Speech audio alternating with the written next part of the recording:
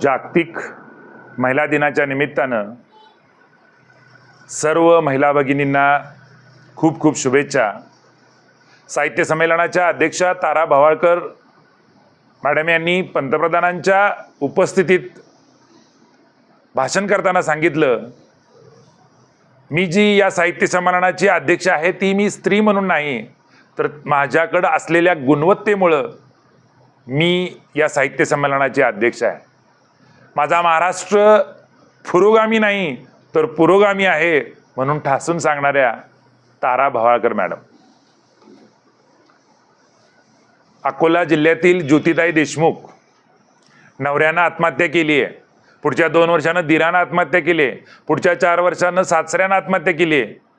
29 acre जमीन, संपूर्ण घर कर्जात डुबलेलं, आणि ह्या ज्योतिताई उंबरा ओलांडतात आणि ते संपूर्ण शेताचं काम आपल्या हातात घेतात, बँकांशी चर्चा करतात, त्यांना विश्वास देतात आणि पुढच्या 3-4 वर्षामध्ये स्वतः ट्रॅक्टर चालवत बँकांचं कर्ज सुद्धा फेडून त्या रिकाम्या होतात. एका पत्रकारांनी त्यांना विचारलं की तुम्ही या आत्महत्या थांबवू शकला असता, थांबवल्या का नाहीत? त्यावेळी त्यांनी दिलेलं उत्तर फार महत्वाचं आहे. आम्हाला विचारलं गेलं नाही. इतकं कर्ज झालंय, काय करायचं हे जर विचारलं असतं तर एकही आत्महत्या होऊ दिली नसती. म्हणजे एवढी ताकद, एवढी प्रतिभा प्रत्येक स्त्रीमध्ये आहे.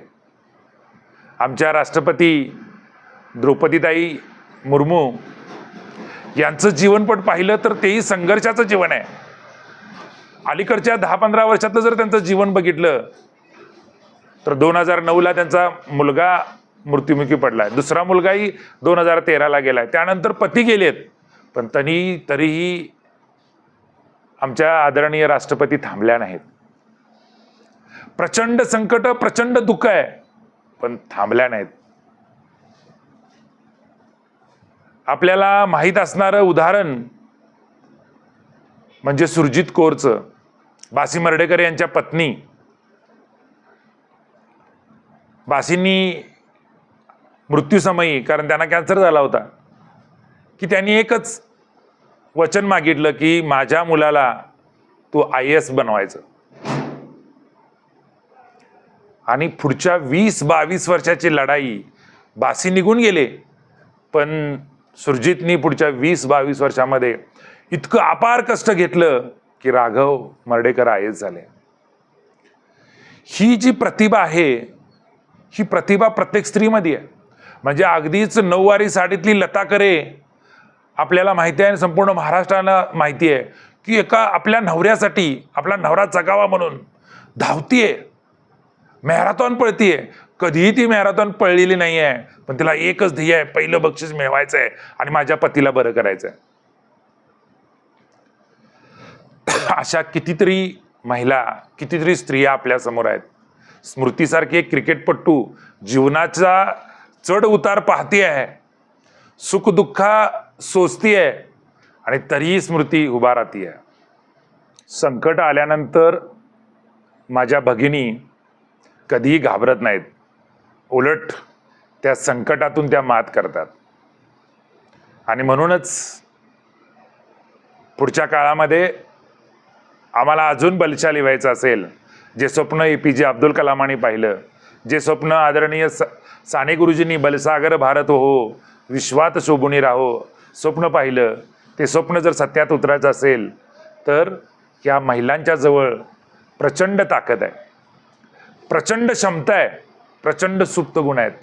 ती ताकद आपण वापरण्याची गरज आहे. कारण मी पुरुष आहे, आमच्या पुरुषांचं काय होतं, आम्ही कणखर आहोत, पण आम्ही संकट आलं की घाबरतो. मग कोण आत्महत्या करतं, कोण बारमध्ये जाऊन बसतं, पण एकही स्त्री माझ्या महाराष्ट्रातली, माझ्या भारतातली असं करत नाही.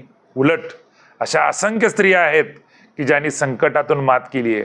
आणि म्हणून माझ्या सर्व बांधवांना विनंती आहे की ही एक ताकद, ही एक ऊर्जा, ही एक लपलेली सुप्त गुण असलेलं स्त्री शक्ती भविष्यामध्ये आपण तिचा योग्य उपयोग, तिला तिच्या ताकदीप्रमाणे उभारण्याची संधी आणि तिच्या पाठीशी भक्कमपणे जर आपण उभं राहिलो तर ते काम नुसतं तुमच्या घरासाठी असणार नाही, तर ते हा माझा देश अजून बलशाली करण्यासाठी असणार आहे. आणि म्हणून या जागतिक महिला दिनाच्या निमित्तानं या स्त्री शक्तीला अजून थोडं बळ देऊन उभा करूयात अशी अपेक्षा व्यक्त करतो. आणि पुन्हा एकदा माझ्या सर्व भगिनींना जागतिक महिला दिनाच्या शुभेच्छा देतो आणि थांबतो. धन्यवाद.